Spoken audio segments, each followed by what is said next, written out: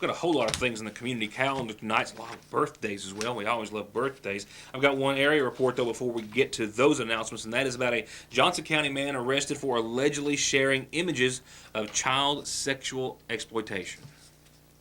It's a Kentucky State Police case, Post 9 out of Pike County, working the Johnson County situation, where they have now arrested 37-year-old Ryan P. Cooper of Johnson County. He was actually taken into custody yesterday and is lodged in the Big Sandy Jail on 2 separate charges relating to promoting a minor under the age of 16 in a sexual performance and distribution of matter portraying a sexual performance by a minor.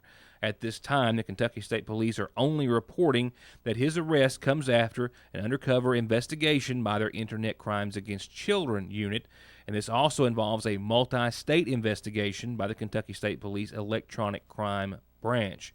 Detectives within the KSP say that he is accused of sharing images of child sexual exploitation online, including images of an infant that was said to be nude. They also say that they conducted a search of his home, and they confiscated various electronic equipment that was used to share those images, and that he is being held in the detention center while the investigation continues. I've got several birthdays. We have some other announcements on our calendar and elsewhere. I've got the rest of it, though, I need to read real quickly, as I was just on the road more than I was in the office today and don't have it in the character generator. First off, I did hear from the rescue squad today. They found a set of keys down in front of the McGoffin County Rescue Squad, I think either under or by the red light there in the roadway or by it. They say that it has a blue snap ring attached, and if you have lost some keys, that sounds familiar, come and describe the rest of them, or call and describe the rest of them, 349-5500, and they'll gladly get your keys back to you. It's always a nightmare losing your keys, but they did have a blue snap ring attached, and if you have any more, if you have any questions, want to find out if those are yours, call 349-5500. In no particular order, don't forget about the Hope Conference this Saturday at the Ramada Inn with Dory Phillips and Dr. Randy and Renee Caldwell, sponsored by the Jordan Light Foundation. This Hope Conference starts at 10 o'clock Saturday morning. You can register beginning at 9. Kearney Free Will Baptist Church will be picking and grinning this Saturday evening at 7. The Tones of Faith Singers will be at the Community Free Will Baptist Church on Route 40 in Sayersville, 11 o'clock this Sunday morning. Come and join them for a wonderful time in the Lord. A soup bean dinner also afterwards. I hadn't announced that part, and that's an important part too. The Woman's Club has pecans. It's that time of year, baking or snacking. They're always super fresh, and you can get your hands on them if you hurry. And you do need to hurry. Call 349-5918. We'll get that number and contact information on the calendar tomorrow night. We'll run it for a few days because it's always a major fundraiser for them, and they always sell out, and they do it relatively soon. So the Women's Club has pecans, $10 per 1 pound bag, and they're super fresh and ready to, like I said, snack or bake with. Our next community blood drive in McGoffin County is this coming Monday, 12:30 to 5 at the After Hours Clinic of the Highlands Regional Medical Center facility here in Sayersville. And here are the rest of tonight's announcements. Starting off with an 18th birthday wish. Happy 18th birthday. That's a big one to LaShonda Helton. With a whole lot of love from a whole lot of family and friends. She's 18. Happy birthday, LaShonda. I've also got birthday wishes tonight as I'm trying to thumb through. I've got a 9th birthday wish. Happy 9th to you, R.J. Keaton. Love Mom, Dad, Amanda, family, friends. Happy birthday. Happy 9th birthday, R.J. And lastly, this evening, we've got a happy 17th birthday just in to Haley Marie Smith. It says, happy 17th, Haley, with lots of love from Dad Herman, Mamaw, Misty, Larry, Job. My video will catch up in a second. There it is. Gary, Cuz, Tracy, and family. Happy 17th birthday to you, Haley Marie Smith. And that's it for calendar announcements, with the exception of reminding you that was how you get them on the program. There it is. And remember, you can catch the show the following day on our website in case you missed it or want to see it again at yournewstoday.com. And brought to you by the McGoffin County Funeral Home, a reminder about services to be held tomorrow in McGoffin County. Visitation continues this evening, and services will begin tomorrow at 1 in honor of Harold Ray Poe, 73, who passed away Tuesday, survived by his wife, Brenda Preston Poe, as well as son Harold Thomas and daughter Ginger Poe. Visitation is this evening, as I said, prior to tomorrow's services at 1, all of which from the Sagersville Funeral Home, with burial following at the Prater Preston Cemetery, located on Old Burning Fork Road.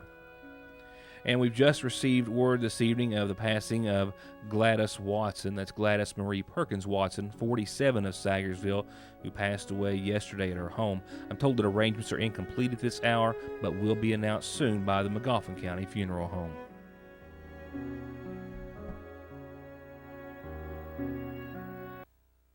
Our other top story tonight is taking you to a petting zoo, and while a petting zoo is not always considered to be a top story or headline, tonight's indeed is, and it's indeed a little off the norm. Because this is what the Lexington Philharmonic brought students at the Sagersville Grade School to pet. Well, you know, it started with the instrument petting zoo concept, and that we've had so many instruments donated to us over time, and we want to give back to schools that may not have this opportunity. And that's exactly why we're out here today, is to bring the instruments to schools that do not have a music program, so that they have the opportunity to try some instruments that maybe they normally would not have a chance to try out. And that's exactly what we did today, bringing instruments from each family of the orchestra, maybe inspiring kids to pick up an instrument and joining when they're in the 7th grade and continuing through high school, and just having that musical knowledge as they continue through life.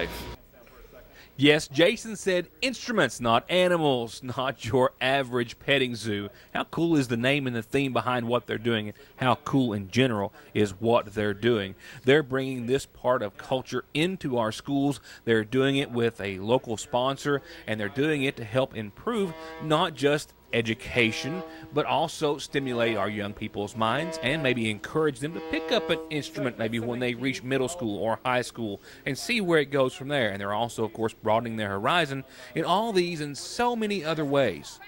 It's amazing. We come back, and we'll come back again in the spring, and every time we do this kind of program, the kids recognize us, and they recognize sort of the familiarity. They now understand. When we come back in the spring with an ensemble of musicians, they're going to recognize the flute player. They're going to recognize the violin, the percussion, because they tried those. They tried those this week. They tried that all around Eastern Kentucky, and they're familiar with the instruments. So they have a connection, and I think that connection goes well beyond the spring, and it continues with them through life. And again, I hope it inspires them to pick up an instrument as they go into middle school and high school. Yeah, we're very impressed with the opportunity to have such a rich resource in front of our children today.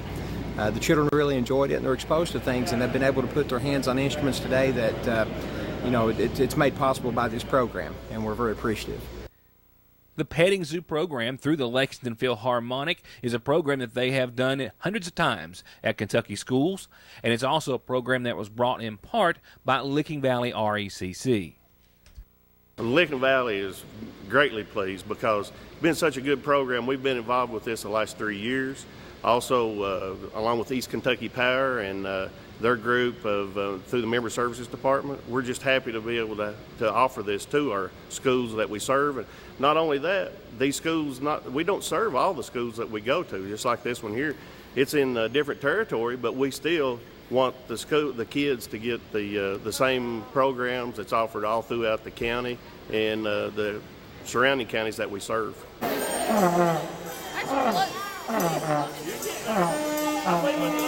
And today's not the only day that the Lexington Philharmonic will be here. Today it was a hands-on petting zoo type situation and format. The next time when they come back in the spring, it will be a full-on Philharmonic performance. And I understand that the good folks from Lexington Philharmonic are going to be back in the spring and bring an ensemble with them. So our children will be able to follow up with these are their instruments that they've seen, they've learned, they've met those instruments today. They've been able to have their hands on them and use those instruments to make their own sounds. And then in the spring, they're going to be able to actually see some professional musicians perform with those instruments. And we're excited about how the students react to the difference. It was really cool because we got to try a lot of instruments and see if we could play them. I like listening to them playing, and I like going up there and trying it out. I liked playing the flute. And if you like what Mr. Spencer and members of the Lexington Philharmonic were doing in Sagersville, you might want to check them out in Lexington, where Jason says they've got a whole lot going on, especially this time of year. We have so much going on in Lexington. There's concerts every month, in addition to our education programs where we have our peanut butter and jelly concert series for young children. We go into schools doing this kind of thing, ensembles, but we also have our main concert series where there's something for everyone. We have a candy cane concert for young children at the end of November. We have a classical series next week, Mozart and more. We also have our holiday series coming up with a New Year's Eve concert and continuing with our main series in February, April, and May. And anytime you want information on that, visit our website, lexphil.org, or give us a call. We're happy to make some tickets for you, 859-233-4226. Come check us out in Lexington. It's great.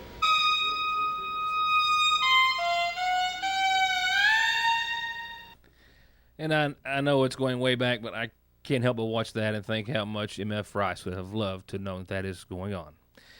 And hats off to the Lexington Philharmonic for doing such a program, the Licking Valley RACC and everyone else for making it a reality. I think it's definitely a wonderful, wonderful thing they're doing.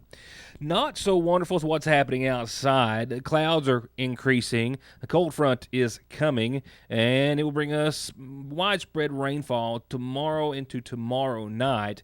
There's a possibility of some strong winds, an absolute likelihood and a sure thing that we'll see colder temperatures as a result, and that will be on your Saturday and into the rest of your weekend. We'll see 72 tomorrow. We'll see showers. We'll see a low of 50 tomorrow night. And that cold front will be through here by about the 7 o'clock, 8 o'clock hour or so. Then we'll start to see some cold air rush in behind. And as a result, we'll see dry skies and sunny skies as we start to recover Saturday. But the temperatures are not going to follow suit. We'll still see right around 57 degrees is where I expect to see. And nighttime lows will be close to 20 degrees off that mark. Partly sunny, partly cloudy late. Dry and calm, just cooler, and, really closer to where we should be. I'm trying to sugarcoat it. Bear with me and help me out here, folks. Sunday, even cooler for daytime highs, 53. Still sunny, still clear. Start to finish, and nighttime lows still in the upper 30s. And that cooler air will stick around through the first of next week and through the forecast period, not to the tune of 53 degrees, but just by comparison of all this week.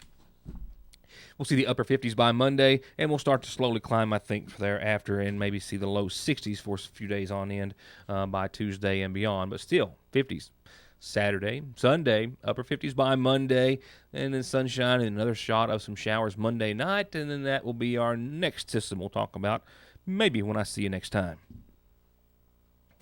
And that's going to wrap it up for this evening. Once again, I can't stress how important and how entertaining it is that you go to YouTube and find that presentation last night, or that portion, or several portions of the Country Music Awards if you haven't seen it already. Indeed, Johnson County man has made everyone in Kentucky, and most definitely the viewing and Eastern Kentucky area, very, very proud, and rightfully so. He took home 3 awards and left everyone speechless after just a blazing performance with Justin Timberlake on stage. And if you haven't got the album, well, it's time you do so.